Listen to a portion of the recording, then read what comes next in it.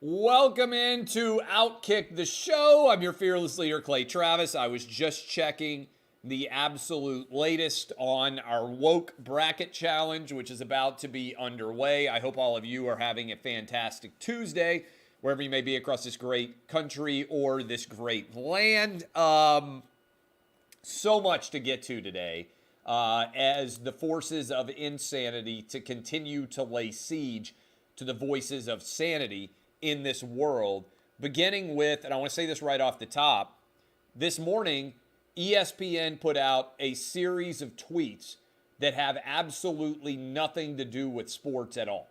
It began with, ESPN believes in inclusivity and denounces legislation and actions across the United States that infringe on any human rights. We stand with our LGBTQIA+. I can't even keep up with all the letters now in this thing. Colleagues, friends, families, and fans. And then they put out a long series of stories, which are frankly, utterly absurd and have nothing at all to do with sports. And I hate to say I told you so, but this is what I have been telling you was the story with ESPN for a long time. Okay, and people say, "Oh, Clay, you used to not talk about politics very often. Why did you decide to talk about politics?" Because the ESPNs of the world made sports so inherently political that I had two options. Okay, I want you to think about this. Option one: pretend none of it existed. And I understand some of you would have preferred that I took that choice, right? Maybe I have three options. One option is pretend that none of it exists, okay? So when Colin Kaepernick takes a knee and says America is an awful racist country, I could have just sat back and said, you know what? I'm going to pretend this isn't happening. I like football so much. I enjoy watching NFL games so much. I don't even care that Colin Kaepernick is lying and that he's being lionized based on those lies. I'm not even going to address Colin Kaepernick at all. And there are certainly people in the world of sports who have just pretended that the Colin Kaepernick story never existed, okay? That was one option. Another option was to say, I'm done with this. I'm so sick of how political sports have become that I am just going to turn them off. And I get people all the time in my mentions like, why do you watch that? Why do you care about watching the NBA or the NFL or any other sport? All the athletes are woke. All the media that cover it are woke. Find something else to do. And I understand that argument, and some of you made that choice. Third option is fight for what I believe in and don't turn my back on the world of sports. That's what I've chosen to do. Now, you can disagree with me. You can say, you should have just pretended none of this was happening. Stick to sports. Don't talk about any of the issues. Pretend that the NBA players don't have political slogans on their back. Pretend that Colin Kaepernick isn't taking a knee. Every time one of these sports athletes or a coach or a league issues some sort of woke statement, just pretend it didn't exist. That's not me, okay?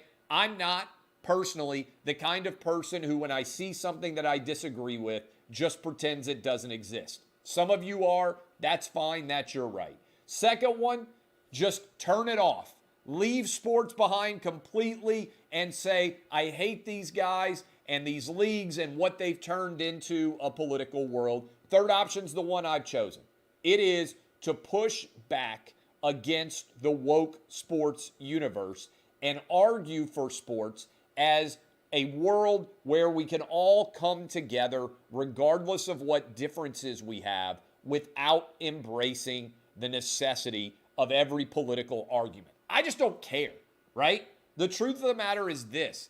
If there's a really good quarterback on a team that I like, I would prefer to never know what his political opinion is. I just don't care. I don't care if he voted for Trump. I don't care if he voted for Hillary. I don't care if he's a Bernie bro. I don't care if he's a huge right-wing supporter. I just don't care. I care about whether or not you are good at the sport itself.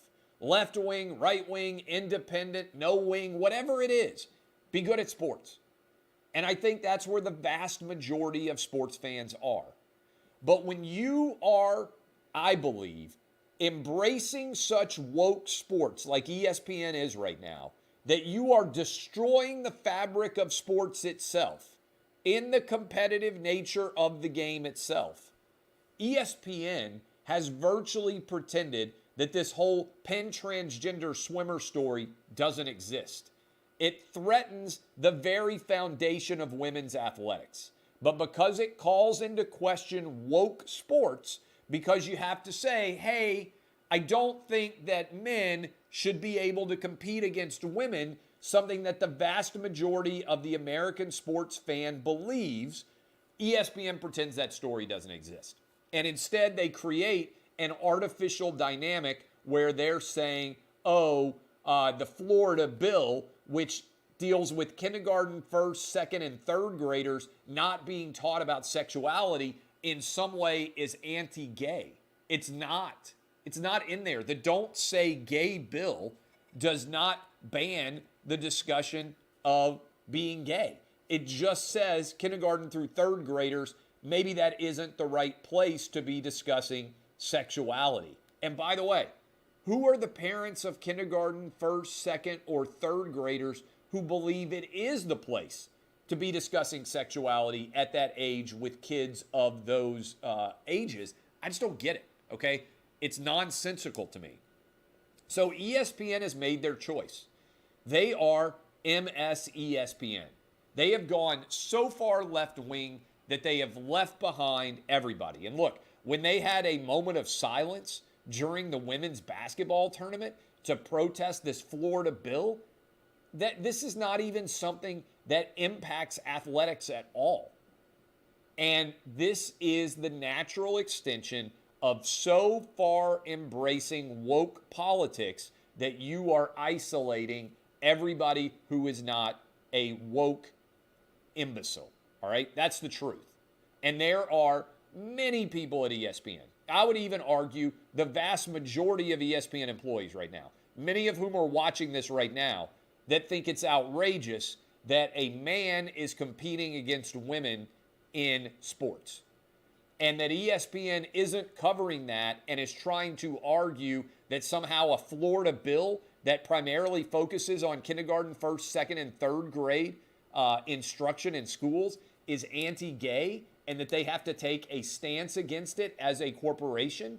Look, I am so glad that we have Outkick, and we're going to be continuing to expand, and we are going to be the anti-woke antidote for the vast majority of American sports fans out there who want rationality, who want sanity, who want sports without being lectured to from a political perspective. You don't have to agree with me on anything.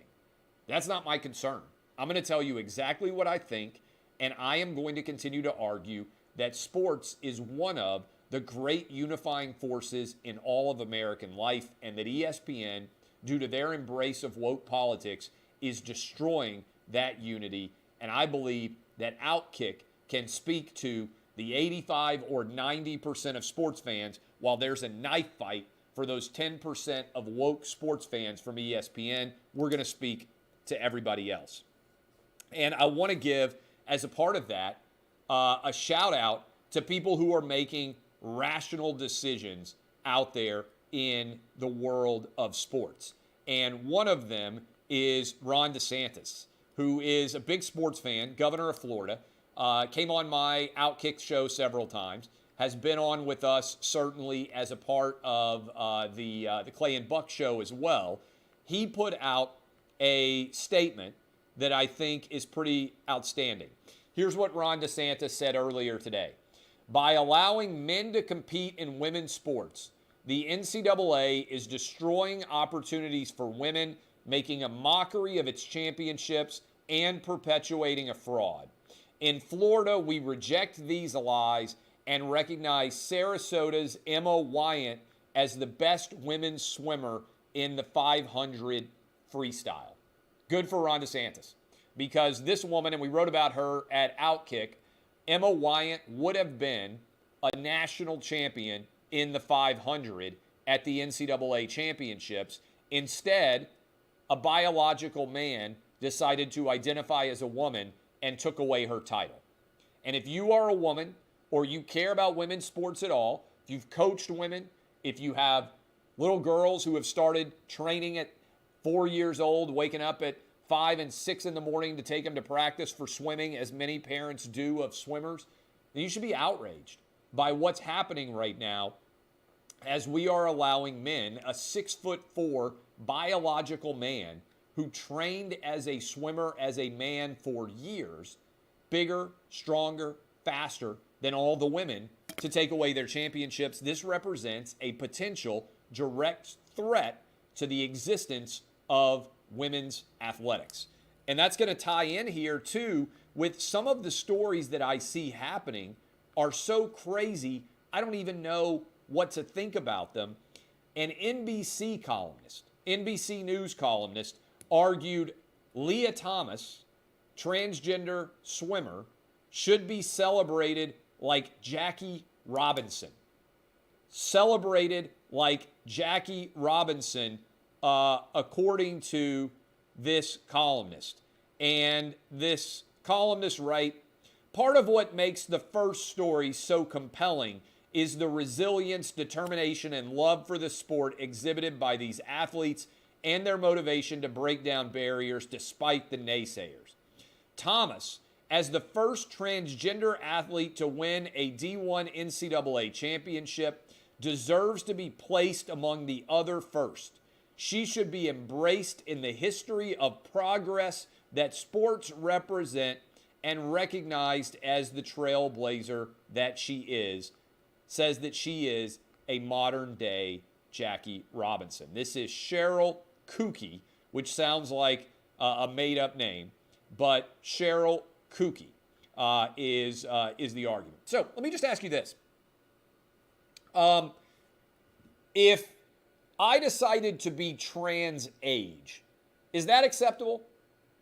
If I decided at the age, right now I'm 42, if I decided that I was actually a 13-year-old boy, would it be appropriate for me to go play Little League Baseball with 12 and 13-year-old boys? Would people say, oh, look at how brave and heroic Clay Travis is. He's trans age. He feels like a young boy, and so he's going to go compete against young boys. No, because a lot of you would say, well, wait a minute. You're a grown-ass man. Fabulous hair. Great beard.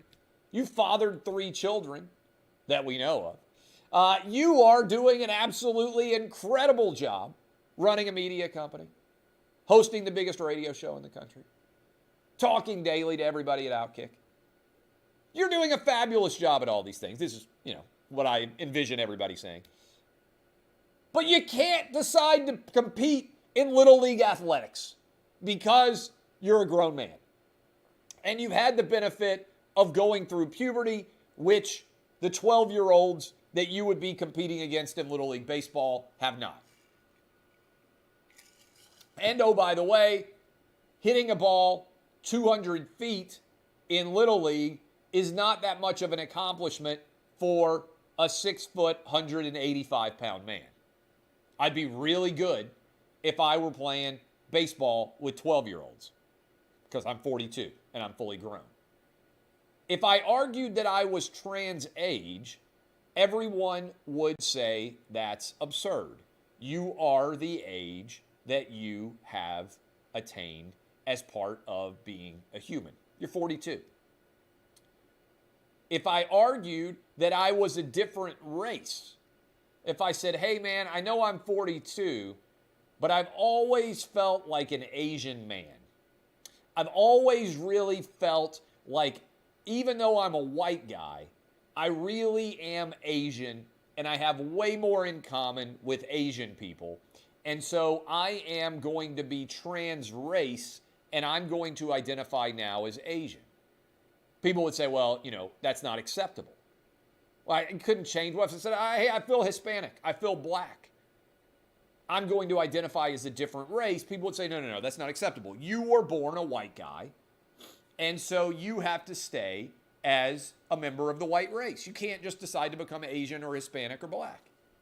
In fact, they would argue, if you decided to become Asian, Hispanic, or black, that would be racist. Like we saw poor Rachel Dolezal, who was the head of the NAACP up in Washington, until it came out that she was actually a white woman. It's racist. Well, why would it not be sexist for me to decide to become a woman based on that same logic? Why can I change my gender and be the Jackie Robinson of sports as it pertains to transgender athletes and be argued a hero like NBC is doing? Why would that be permissible at all? It's actually a really good question that there's no answer for. It's racist to change your race. It's heroic to change your gender, when I think everybody out there understands that changing your gender is a bigger deal than changing your race. Why is this being allowed to occur? And if you want to take it, like I said earlier, to the point of absurdity, why can't I be trans age? Why couldn't I go back to high school and argue that I feel like a high schooler? Even though I'm 42, I feel 16. Some of you may say, you act 16. Somebody might say, my wife might say that. If I feel like a teenager, why couldn't I decide to identify as a teenager? Why can't I be trans age? Why can't I be transracial? Why can transgenderism exist, but transracial changes cannot, and trans age cannot? Just something to think about. I'm just asking for logic to apply evenly across all platforms. And by the way, if you're an adult and it makes you happier to change your race, I don't really care. If it makes you happier to change your gender, I don't really care. If it makes you happier to argue you're a different age than you actually are, I don't really care. Again, if you're an adult. But I don't think that your chosen gender should allow you to compete in any league that you want to compete in. It wasn't too long ago that Juwanna Mann was hyperbolic satire. The Wayans film about a dude who decides to become a woman and dominate in women's sports.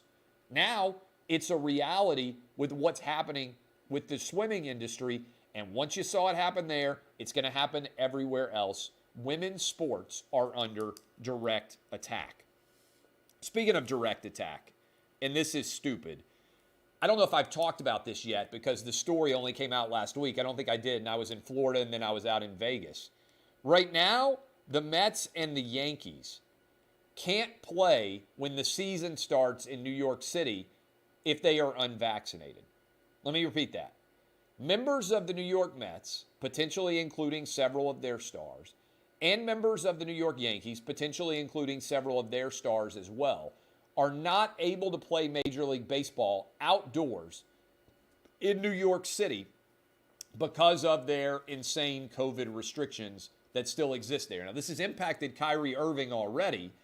Remember, Kyrie Irving was allowed to go to watch the ACC championship game between Duke and Virginia Tech.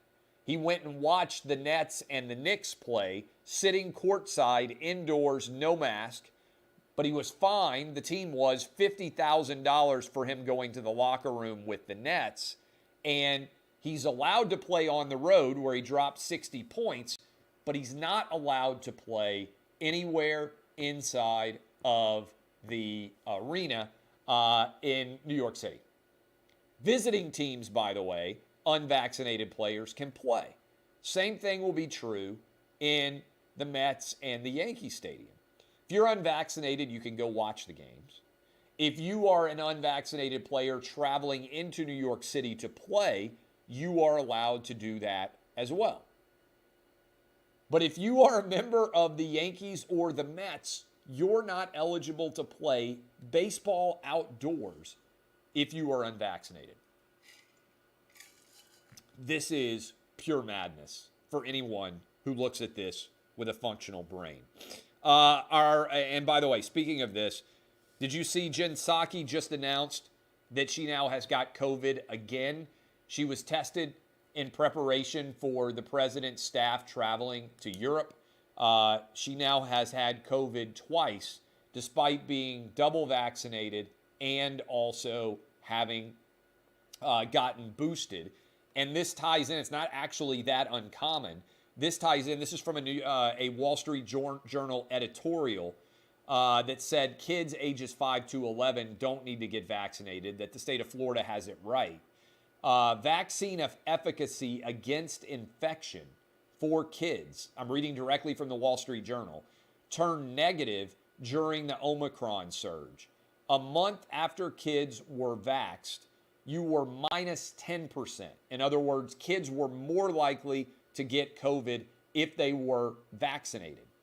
And declined after 6 weeks, you were actually minus 41%.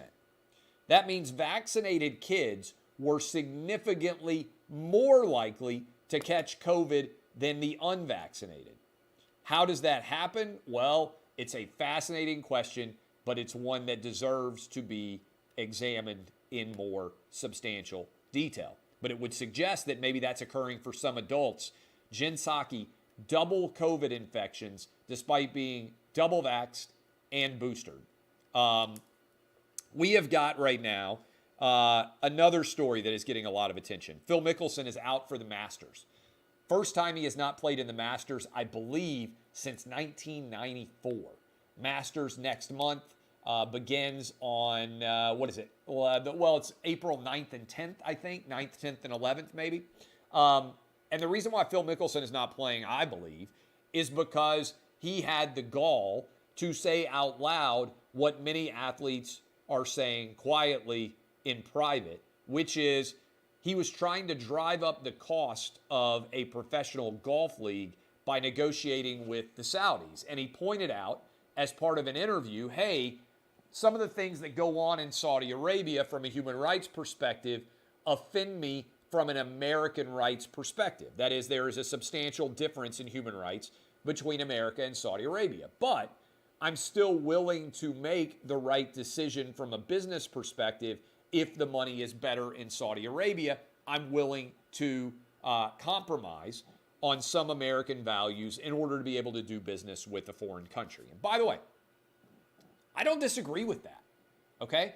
If your policy is that you are going to run your business to the best of your ability, then I don't have any issue at all with partnering with China, partnering with Saudi Arabia, partnering with any other country, so long as it is legal, even if they have different values than might exist in America. But don't virtue signal to me and tear down American institutions while saying nothing about what's going on in China and saying nothing about what's going on in Saudi Arabia. Don't pretend that just because you are silent, the conflict doesn't exist. That is what so many American corporations are doing right now. That's why I asked the question. I think it's a good one. You saw at the State of the Union address, a lot of Republicans and Democrats wore Ukrainian flag lapels. Did you see that? It's to support Ukraine after the Russia invasion. And the question that I asked, and I think it's a good one, how many American politicians would wear Taiwan lapel pins if Taiwan were invaded by China? And how many American corporations would walk away from their Chinese partnerships in the event that China invaded Taiwan? I bet a lot less than we're willing to walk away from Russia, because Russia represents a smaller fraction of the overall international business of most of those corporations compared to what exists in a big way with what's going on in China. And so I don't have any issue with Phil Mickelson or any of the comments that he made. All he did was say the quiet part out loud, and everybody ran in the opposite direction from him because his spoken truth pointed out how much of hypocrites many people involved in sports and larger American business truly are. We've got right now the Ketanji Brown Jackson hearings going on. KBJ, it appears, based on my easy analysis here, of knowing that the Democrats have 50 votes and no Democrats are going to bail on her, it doesn't appear, that the Democrats are going to be able to get her confirmed, even if there is no Republican support. I suspect that there will end up being one or two Republicans who vote for her. And if there are not, Kamala Harris would be able to break the KBG tie. What I would point out, and I think we're going to spend some time talking about this tomorrow on the Clay and Buck show, is can we talk about the extreme dichotomy and difference of treatment between what was asked of Brett Kavanaugh by the Senate's Democratic judiciary members and how dissimilar the situation is right now with how Ketanji Brown Jackson is being treated. Now, in general, my position is that we should spend less time making every judicial appointment political, right? But now that we've crossed that Rubicon, I think that the precedent of what hearings sound like should be the same no matter who the justice is who is being examined and who is being questioned by either Republicans or Democrats, whether it's a Democratic president or a Republican president who puts forward the nominee. Final couple of thoughts here. We've got the woke bracket challenge up, and I'm going to be tweeting out these challenges here shortly. But Joe Kinsey just texted me and let me make sure that I've got this. The play-in matchups are we've got Mike Wilbon against Adrian Wojnarowski. We've got Bomani Jones going up against the staff of The Athletic. We've got Peter King going up against Jalen Rose. And we have got Stan Van Gundy going up against, I think it's Stan Verrett. I don't even recognize this guy's face. I think that's who it is. So we will see who advances the play-in regions, play-in matches going right now, and we will allow you guys to vote on those. By the way, Bomani Jones, new HBO sports show, lowest rated show, maybe original programming in the history of HBO. It's up there, wasn't even rated in terms of viewership, did not have enough people to even get a rating on Sunday night for the second HBO sports show of Bomani Jones's tenure. I would just point out Bill Simmons got crucified for his HBO television show, absolutely lacerated, massacred by everyone based on the viewership numbers for his show on HBO. Bomani Jones is getting a fraction of the viewers that Bill Simmons got, and almost none of the criticism is following that at all. Just think about why that might be a difference in treatment despite the fact that the numbers are far worse. All right. I appreciate all of you. I hope you are having fantastic Tuesdays. I'm going to go finish the anonymous mailbag now, and I will be working there. I will be, I believe, on television later tonight on Fox News. Appreciate all of you. DBAP, unless you need to SBAP. This has been Outkick the Show. Go get your votes in on the Woke Bracket Challenge. I'll be putting it up on my Twitter account here shortly. This has been Outkick the Show.